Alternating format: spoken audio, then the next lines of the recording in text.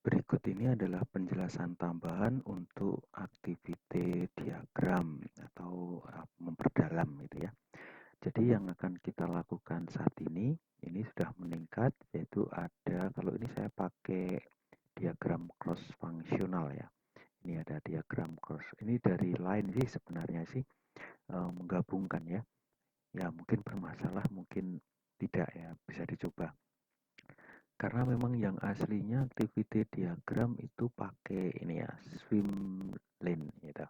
Nanti akan kita tunjukkan swimlane maupun cross functional. Kemudian uh, yang kedua adalah memasukkan di dalam MS Word.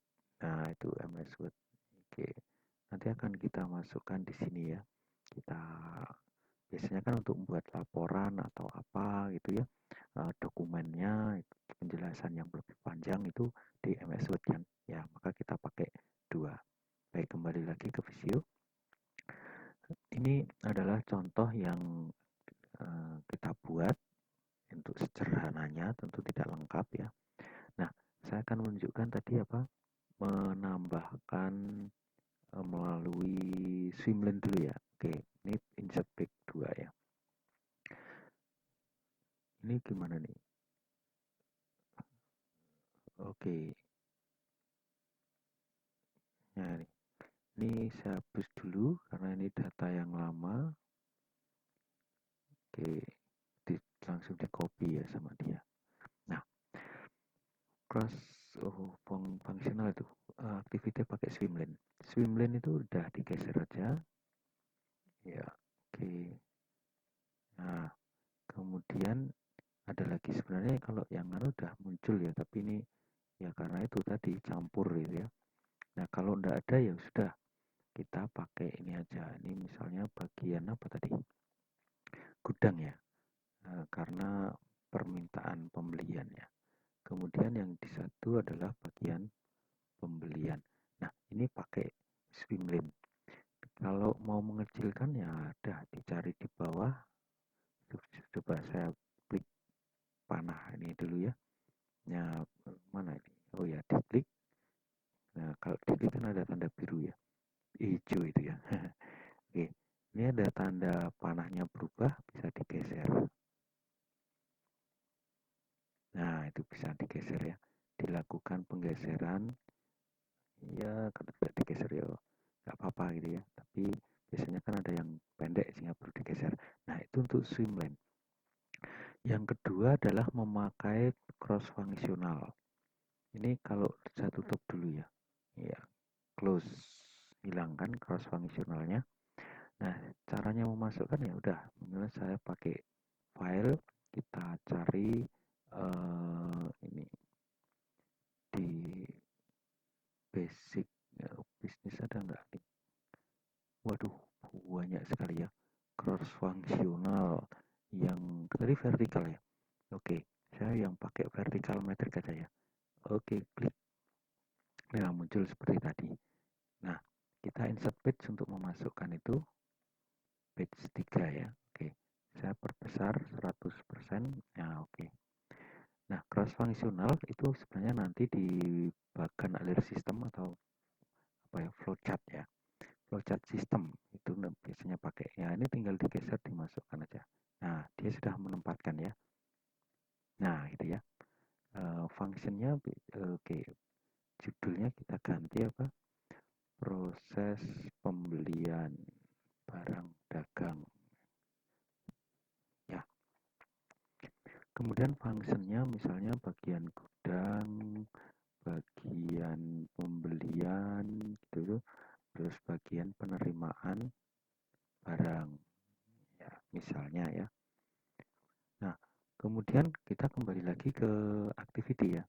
Nah, ini saya buat singkat aja ya, begini, terus masuk gitu. Ada permintaan dikirim pembelian, kemudian setelah itu mungkin kalau terpisah ya diberi ya. Ya, kalau itu sudah langsung masuk itu. Ya, itu. Kalau berurut ya seperti itu. Ya, up, ya. Tapi kalau ini waktunya terpisah mungkin sekali ya. Ya, Okelah, kita anggap ini berurut ya, di dalam sistem berurut ya. Kemudian finalnya, oke, dibuat final.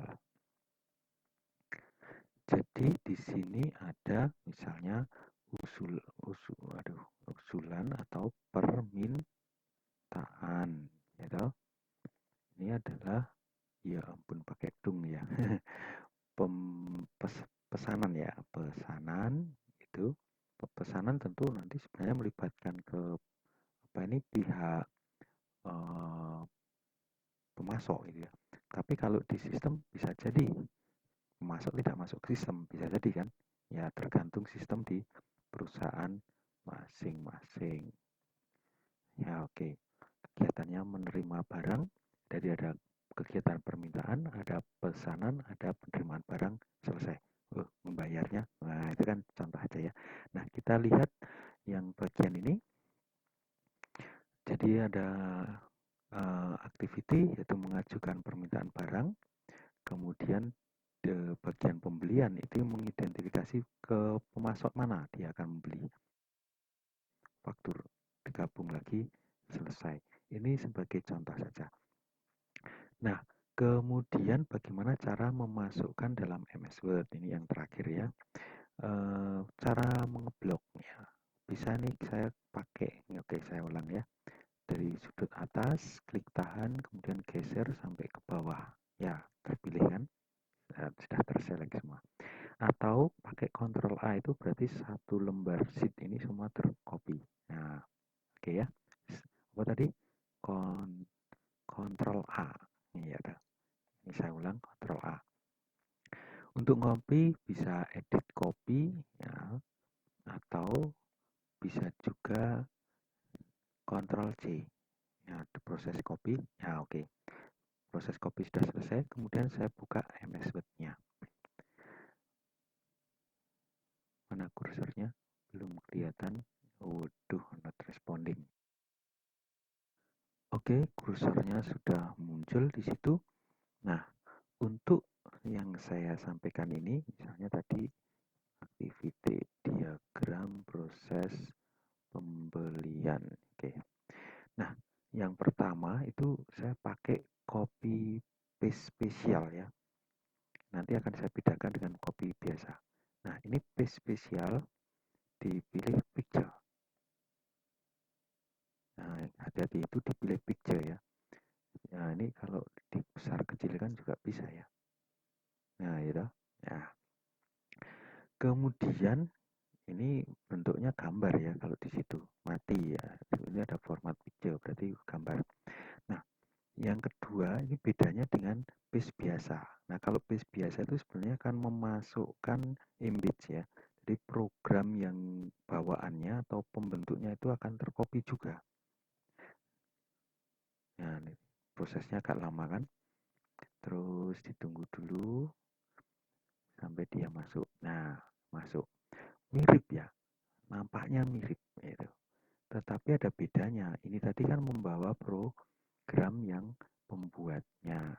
Nah, kalau itu apa misalnya yang MS Word pembuka itu tidak punya program, dimungkinkan sekali ini tidak terbaca atau blank atau kosong gitu ya. Sangat mungkin. Maka disarankan cara yang pertama yang di atas tadi. Nah, bedanya apa? Coba saya klik di sini kemudian saya double klik. Ini akan muncul ya. Kita tunggu prosesnya ya. Nah, itu baru proses. Agak lama itu. Ya, tutup lagi, nanti memproses lagi. Ya, tuh. Nah, baru terbuka. Nah, coba lihat di situ ada program visionya, ya, di aman. Kecuali untuk di PDF kan mungkin bisa ya, kalau Anda langsung membuat PDF-nya, karena akan berubah jadi gambar juga, gitu ya. Oke, baik. Itu dulu yang saya sampaikan. Selamat belajar.